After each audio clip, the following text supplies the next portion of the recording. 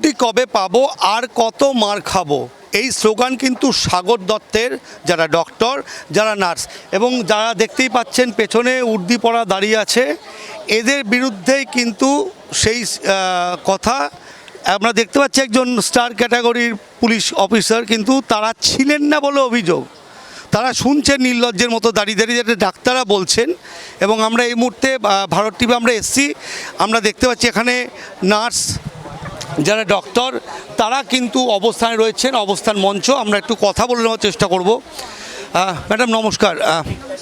গত দুদিন আগে একটি ঘটনা ঘটে, তারই পরিপ্রেক্ষিতে আপনাদের এই অবস্থান, যেটা অভিযোগ যে সেদিনকে আপনাদের এখানে পুলিশ পোস্টে কেউ ছিল না এবং তারপরে অনেক পরে একজন আসেন, আমরা দেখতে পাচ্ছি তাকে। কি বলবেন? দেখুন, এখানে আমাদের প্রথম কথা হচ্ছে 52 দিন ঘটে গেছে, তারপরেও আমাদের কি শুধু ভার্বাল অ্যাশিওর দিয়ে গেছে যে সিকিউরিটি পাওয়া যাবে, সিসিটিভি পাওয়া যাবে, পুলিশ পোস্টিং পাওয়া যাবে, ইভেন এখানে একটা আউটপোস্ট বানানো হয়েছে, কিন্তু মানে সেখান থেকে আমরা কোনো রকম আশানুরূপ কোনো ব্যবহার পাচ্ছি না, মানে কোনো হেল্প পাচ্ছি না। ওখানে দাঁড়িয়ে সিকিউরিটি দেখছে, সিস্টাররা মার খাচ্ছে, ডক্টরদের হাত ধরে টানাটানি করা হচ্ছে, এটা সিকিউরিটি দাঁড়িয়ে নীরব দর্শক হয়ে দেখছে। একদম আপনাদের এই 3-4 হাত দূরে দাঁড়িয়ে আছেন। এদের যারা মহিলা কর্মী, যারা রাতেরবেলা ডিউটি করে, তাদেরও সিকিউরিটি দরকার নাকি? এদের মনে হয় যে একটা শুধু একটা পাহাড়, এদের একটা শুধু ড্রেস পরে মানুষের মতো দেখতে কিছু মানুষজন দাঁড়িয়ে, কি মনে হয় ম্যাম তখন আপনাদের? দেখুন, সমস্ত প্রফেশনের মধ্যে ভালো খারাপ সাদা কালো মেশানো রয়েছে। আর পুলিশদের ওভাবে বোধহয় মানে পুলিশ না এরমভাবে একটা ভিক্টিমাইজ করা হচ্ছে পুলিশ মানুষ পুলিশদেরকে। কিন্তু আমার মনে হয় ওনাদের ওপরে হয়তো প্রশাসনের কিছু চাপ থাকে, ওনাদের ওপরেও ভীষণ রকম প্রশাসনের চাপ থাকে। ওনারা হয়তো সবসময় চেয়েও সব কাজটা করতে নিজেদের মতো করে পারেন না। যে উনি পাহাড়ের মতো দাঁড়িয়ে আছেন, হয়তো ওনাকে কিছু কাজ করতে দেওয়া হয়নি, ওনার হাত পা বেঁধে ওনাকে ইউনিফর্মটা দেওয়া হয়েছে, তাই উনি হয়তো বাধ্য হচ্ছেন।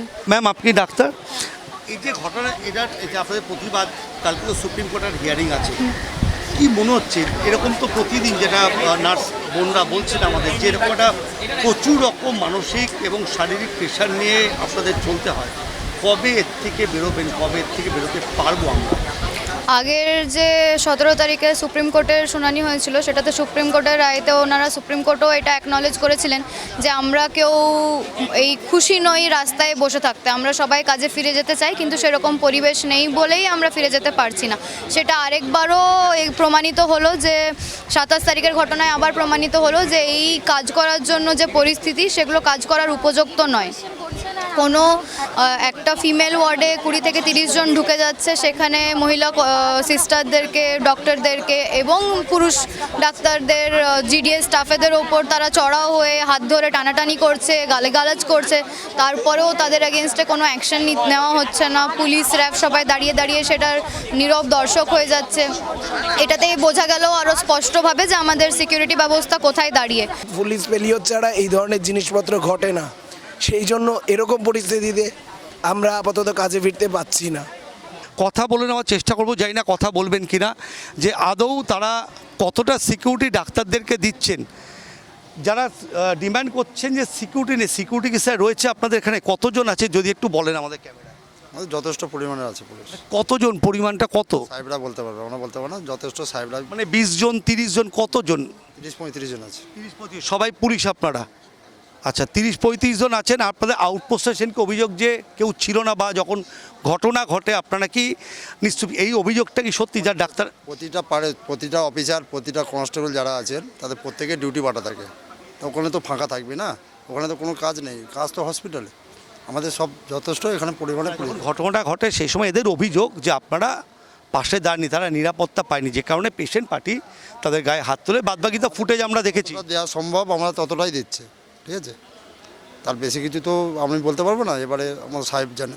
একটা ছোট প্রশ্ন করবো, হ্যাঁ না ইচ্ছা বলতে পারেন, সত্যি কি সম্পূর্ণ এই যে হাসপাতাল যেটা বলছে সিসিটিভি বা যা যা টেকনিক্যালিটিস, সেগুলো কি আছে স্যার না নেই? আছে, এখানে ক্যামেরা দেওয়া আছে, সব আছে। অভিযোগ স্যার কাজ করে না ক্যামেরা?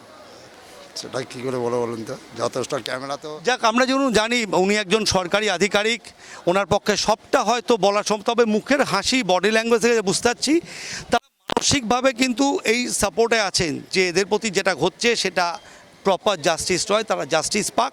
এবং সাগর দত্তে প্রচুর মানুষজন আছে, দেখুন এরাও সব ঢুকছে, কেউ রোগী, কেউ রোগীর আত্মীয় তারা কিন্তু করছেন। তবে এই মুহূর্তে যিনি জানালেন তার নাম আমরা জানি না, কারণ বুকে প্লেট নেই, কিন্তু তিনি বললেন যে 30-35 জন মতো নিরাপত্তার, হয়তো কেউ কনস্টেবল র্যাঙ্ক, কেউ হয়তো এসআই র্যাঙ্ক, সেরকম তাদের যা র্যাঙ্ক আছে সেই র্যাঙ্ক অনুযায়ী তারা আছেন এবং তাদের ডিউটি বাটা থাকে, ডিউটি চেঞ্জ হতে থাকে। তবে 30 থেকে 35 জন তাদের মুখের যা কথা সেইটা অনুযায়ী তারা রয়েছেন।